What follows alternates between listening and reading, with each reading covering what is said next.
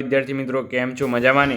આજે આપણે જોવાના છીએ ધોરણ 9 વિષય વિજ્ઞાન વિભાગ એ માં વિકલ્પો જોવાના છે. અસાઇનમેન્ટ 2026 દ્વિતીય પરીક્ષા માટે જે તમને અહીંયા નવી એક અસાઇનમેન્ટ આવી ગઈ છે માર્કેટમાં, બરાબર. આ પ્રકારની છે તો તમે મંગાવી શકો છો, બરાબર. ઘરે બેઠા ઓનલાઈન મંગાવ્યો તો નીચે કોન્ટેક્ટ નંબર છે, ત્યાં જઈને તમે કોલ કરી શકો છો નોબલ બુક ડિપોમાં. ત્યાંથી તમને ગુજરાતની દરેક જગ્યાએ તમને ફ્રી મળી જશે હોમ ડિલિવરી, બરાબર. તો ચાલો અહીં ધોરણ 9 વિષય વિજ્ઞાન વિભાગે વિકલ્પોનું સંપૂર્ણ સોલ્યુશન જોઈ લઈએ. વિદ્યાર્થી મિત્રો, હવે આપણે પ્રકરણ નંબર 2 જે તમારે પ્રથમ સત્રનું છે વિદ્યાર્થી મિત્રો, બરાબર. તો એના આપણે જોઈ લઈએ. એકદમ કમ્પ્લીટ આઈએમપી એમસીક્યુ છે, બધા જ આવડે એવા છે, ખાલી તમારે અહીંયા જોવાના રહેશે, બરાબર. પહેલો છે, નીચેના પૈકી કયું સાર્વત્રિક દ્રાવણ કયું છે? તો પાણી, પેટ્રોલ, કેરોસીન, આલ્કોહોલ. તો તમારે અહીં જવાબ આવશે વિદ્યાર્થી મિત્રો પાણી, બરાબર. ત્યાર પછી છે અહીંયા નીચેના પૈકી સમાંગ મિશ્રણો કેટલા છે તે જણાવવાના છે તમારે. તો સમાંગ મિશ્રણો તમારે આમાંથી જે હોય તે તમારે શોધવાના રહેશે. ફાઇનલ જવાબ તમારે રહેશે 4, બરાબર. તો એ ખાસ કરીને જોઈ લેજો. ત્યાર પછી અહીંયા છે નીચેના પૈકી શેમાં ટિન્ડલ અસર જોઈ શકાય છે? તો એમાં તમારે અહીં રહેશે વિદ્યાર્થી મિત્રો દૂધમાં તમારે ટિન્ડલ અસર જોઈ શકાય છે. 4 નંબરનો પ્રશ્ન છે, જેલી અને માખણ એ શેનું ઉદાહરણ છે? તો એ વિદ્યાર્થી મિત્રો જેલનું ઉદાહરણ છે. ત્યાર પછી છે પ્રવાહી અને પ્રવાહી દ્રાવણ કયું છે? તો વિદ્યાર્થી મિત્રો ફેસ ક્રીમ, દૂધ એ બધા જ આપેલ તમામ પ્રવાહી એ પ્રવાહી દ્રાવણ છે, માટે જવાબ આવશે ડી, આપેલ તમામ. ત્યાર પછી અહીંયા 6 નંબરનો ક્વેશ્ચન છે, 20% W/W એસિડનું સોડિયમ સલ્ફેટનું દ્રાવણ 100 ગ્રામ પાણીમાં બનાવેલું છે. આ દ્રાવણમાં સોડિયમ સલ્ફેટનું દર શોધો. તો તમે વિદ્યાર્થી મિત્રો આમાં ગણતરી કરીને અંતિમ જવાબ લાવશો તો અહીં તમારી જવાબ આવશે વિદ્યાર્થી મિત્રો 25 ગ્રામ, બરાબર. એ તમારે ખાસ કરીને જવાનું છે. ત્યાર પછી અહીંયા છે નીચેના પૈકી કયા કણમાં પરમાણુમાં કેન્દ્ર નથી? બરાબર. નીચેના પૈકી કયો કણ પરમાણુના કેન્દ્રમાં નથી? તો એ છે વિદ્યાર્થી મિત્રો ઇલેક્ટ્રોન. કોઈપણ તત્વની બાહ્યતમ કક્ષામાં મહત્તમ કેટલા ઇલેક્ટ્રોન સમાવી શકાય છે? તો 8 ઇલેક્ટ્રોન સમાવી શકાય છે. ત્યાર પછી આગળ આપણે વાત કરીએ તો ફોસ્ફરસ તત્વની સંજ્ઞા જે છે 1531, બરાબર. તો તેમાં પ્રોટોન, ન્યુટ્રોન અને ઇલેક્ટ્રોનની સંખ્યા શોધો. અહીંયા વિદ્યાર્થી મિત્રો અહીં આ જે 15 હોય છે ને એના વિદ્યાર્થી મિત્રો શું કહેવાય? પ્રોટોન કહેવાય. ન્યુટ્રોન શોધવા માટે તમારે વિદ્યાર્થી મિત્રો 31માંથી 15 બાદ કરવા પડે એટલે વધે 16, બરાબર. તો એ વિદ્યાર્થી મિત્રો આપણા પ્રોટોન ન્યુટ્રોન થઈ ગયા. પ્રોટોન 16, ન્યુટ્રોન એ 16 થઈ ગયા.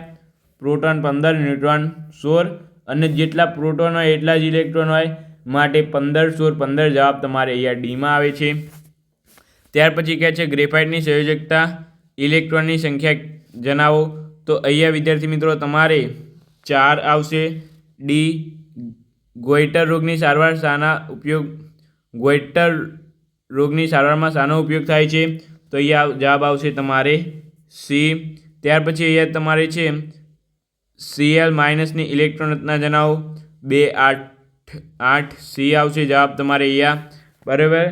અહીંયા Clની ઓરિજિનલ ઇલેક્ટ્રોન રચના આ છે, બરાબર. પરંતુ અહીંયા માઇનસ છે એટલે +1 કરી દેવાનું, એટલે 7માં 1 ઉમેરીએ એટલે 8 થઈ જાય, બરાબર. ત્યાર પછી અહીંયા પ્રકરણ નંબર 5 પ્રથમ પરીક્ષામાંથી લેવામાં આવ્યું છે. કઈ અંગિકા એ કોષનું શક્તિગળ છે? તો એ તો તમને ખબર જ હશે, કનાભ સૂત્ર. ત્યાર પછી છે નીચેના પૈકી કયું અંગિકા યુગ્મ પોતાનું આગવું DNA અને રિબોઝોમ ધરાવે છે? તો એમાં આવશે હરિતકણ અને કનાભ સૂત્ર. ત્યાર પછી છે સજીવો જેમાં કોષકેન્દ્ર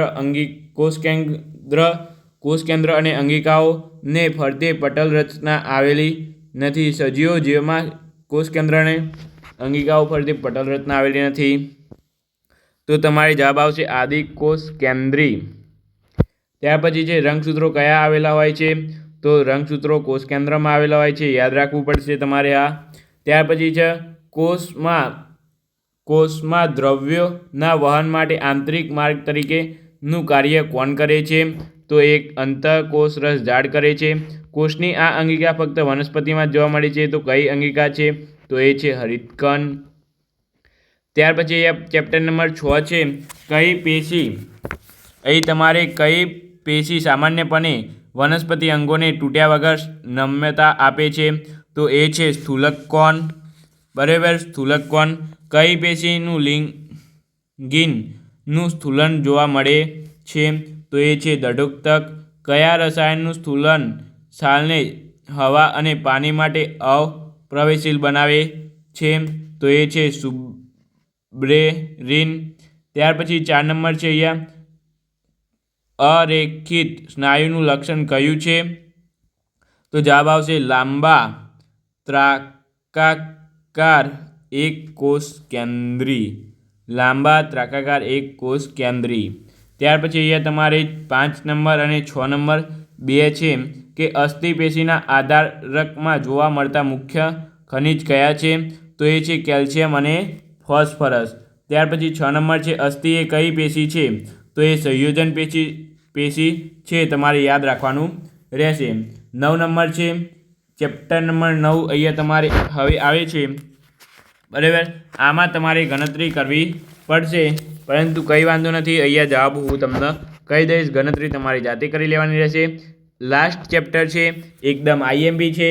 બરાબર, તો ખાસ કરીને તૈયાર કરવાનું ભૂલતા નહીં હો વિદ્યાર્થી મિત્રો, કારણ કે આ તમારે સારા વેટેજમાં પૂછાય છે અને આમાંથી તમારે આગળના ધોરણમાં પણ તમારે ભણવાનું આવે છે. તો આ તમે ખાસ કરીને ચેપ્ટર ભૂલતા નહીં. બરાબર, આને 100% કરજો તૈયાર. અહીંયા છે જીનું પ્રાયોગિક રીતે સૌપ્રથમ કોને મેળવ્યું હતું મૂલ્ય? તો એ છે કેવેન્ડિશે. બરાબર, મુક્ત પતન પામતા પદાર્થના વેગમાં એક સમયમાં થતો વધારો કેટલો હશે? 9.8 મીટર ઇન્ટુ સેકન્ડ ઇનવર્સ. 9.8 યાદ રાખવાનું. બરાબર, 9.8 મીટર સેકન્ડ ઇનવર્સ. વેગ પૂછ્યું છે, યાદ રાખવાનું. પ્રવેગ પૂછ્યું હોય તો આ આવે, એ તમારે જોવાનું ધ્યાનથી. ત્યાર પછી અહીંયા છે બે પદાર્થો વચ્ચે અંતર અડધું કરવામાં આવે તો તેમની વચ્ચે લાગતા ગુરુત્વાકર્ષણ બળના મૂલ્યમાં શું ફેર પડશે? તો વિદ્યાર્થી મિત્રો તે 4 ગણું થઈ જશે. કેટલું? 4 ગણું થઈ જશે. ત્યાર પછી છે 6 કિલોગ્રામ દળ ધરાવતા પદાર્થનું ચંદ્ર પર દળ કેટલું હશે? તો એ દળ તો હંમેશા અચળ રહે, દળ બદલાય નહીં, એટલે 6 કિલોગ્રામ જ રહેશે. ત્યાર પછી અહીંયા છે તમારે આગળ વજનનો એસઆઈ એકમ જણાવો. વજનનો એસઆઈ એકમ વિદ્યાર્થી મિત્રો ન્યૂટન કિલોગ્રામ મીટર સેકન્ડની -2 એ અને બી બંને કે ડાયન. તો અહીંયા જવાબ આવશે એ અને બી બંને. ત્યાર પછી જે પ્રવાહીની ઘનતા માપવા માટે કયું સાધન વપરાય છે? તો એ જવાબ આવશે તમારે હાઇડ્રોમીટર. તો વિદ્યાર્થી મિત્રો વિડીયો સારો લાગ્યો હોય તો લાઇક, શેર અને સબસ્ક્રાઈબ કરવાનું ના ભૂલતા. અને આ વિડીયો પરથી તમને કંઈ ખામી લાગી હોય તો નીચે કોમેન્ટ કરો. બરાબર, અને વિડીયો કેવો લાગે એ પણ તમે શેર કરજો. બધા વિદ્યાર્થી મિત્રોને નીચે કોમેન્ટ પણ કરજો. અને આગળ તમારે કયા વિષયનો સોલ્યુશન જોઈએ છે એ તમે જલ્દીથી કહો, તો આપણે એ વિષયનું સોલ્યુશન જલ્દીથી લાવીએ.